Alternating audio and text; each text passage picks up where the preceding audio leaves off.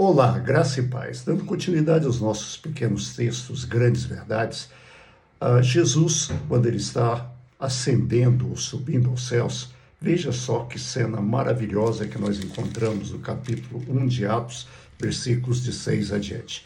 Então os que estavam reunidos lhe perguntaram: Senhor, é nesse tempo que vais restaurar o reino a Israel? Ele lhes respondeu: Não lhes compete saber os tempos ou as datas que o Pai estabeleceu pela sua própria autoridade, mas receberão poder quando o Espírito Santo descer sobre vocês e serão minhas testemunhas em Jerusalém, em toda a Judéia e Samaria e até os confins da terra. Tendo dito isso, foi elevado às alturas enquanto eles olhavam, e uma nuvem encobriu a vista dele. Eles ficaram com os olhos fixos nos céus enquanto ele subia. De repente surgiram diante deles dois homens vestidos de branco, que lhes disseram: Galileus, por que vocês estão olhando para o céu? Este mesmo Jesus que dentre vocês foi elevado aos céus, voltará da mesma forma como o viram subir. Olha, a pergunta que os discípulos fazem para Jesus: Senhor, é nesse tempo que vais restaurar o reino a Israel? Essa pergunta mostra que os discípulos, que os apóstolos de Jesus, eles não tinham muita noção de quando seria a volta de Jesus, nem como seria. Eles ainda pensavam que a volta de Jesus seria o estabelecimento de um reino político religioso que expulsaria os romanos e que governaria em paz e liberdade.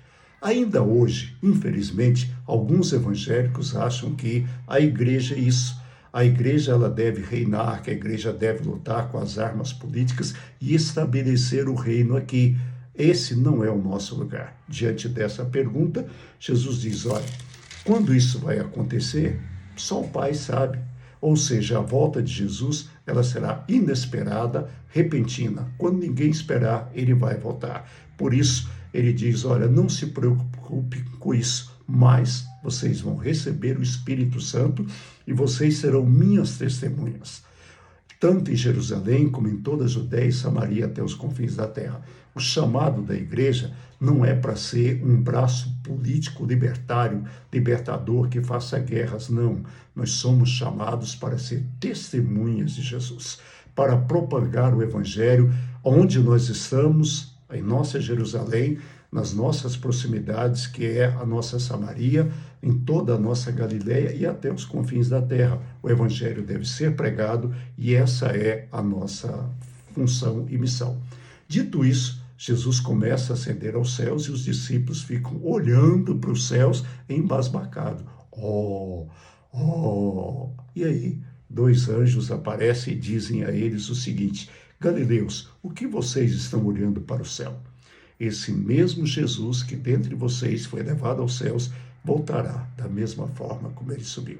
Estamos vivendo o advento, a chegada do Natal.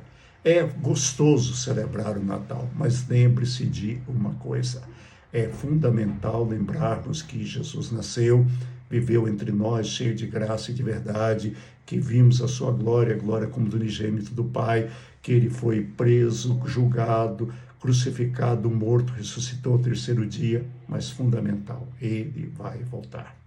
O Natal deve sempre deixar essa porta aberta de que Jesus veio, cumpriu a sua missão, mas ele em breve voltará. Quando? Não sabemos. Não adianta marcar data, não adianta achar que você sabe, não adianta ficar com aquela tabuadinha na mão, 3 mais 5, 1000 chegará a 2000. Não, esquece isso.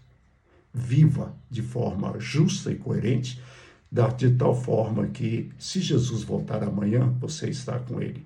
Se você morrer antes, acabou, você continuará com ele e ele estará com você. Que Deus te abençoe, tenha uma boa noite, amanhã Renato estará com vocês. Eu volto na quarta-feira, se Deus quiser. Até lá, um abraço e lembre-se, Jesus voltará.